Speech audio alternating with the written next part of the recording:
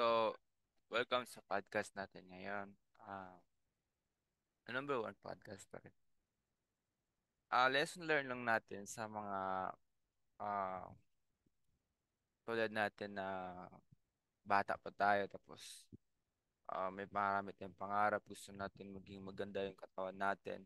Ah, Tingnan natin kung anong nangyari sa kanya.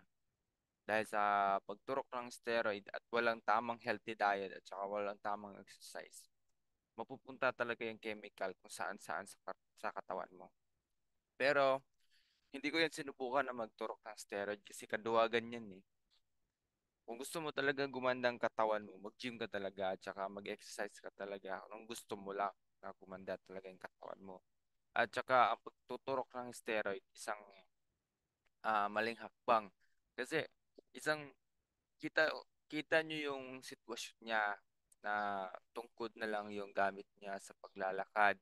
Ah, Yan, daming mga gamot, mata, at saka pangit na din yung eye of view niya, lumaki yung mata niya, at saka blurred.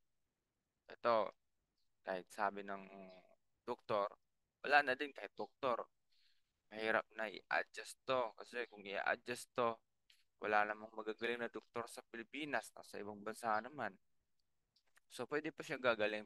Malaking surgery nga lang gagawin ito. Lesson learned lang talaga.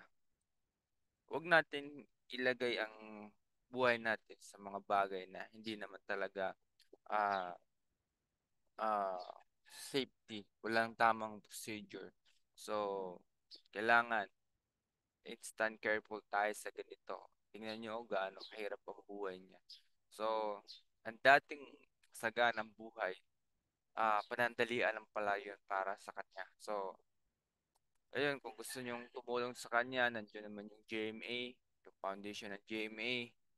Ayun, mag-donate lang kayo para sa kanya. Pero learn lesson lang din, wag tayo madali sa pangarap natin dahil sobrang ah, delikado ang pagtuturok talaga ng steroid kung ano man ang pagiging negative mo sa sarili mo.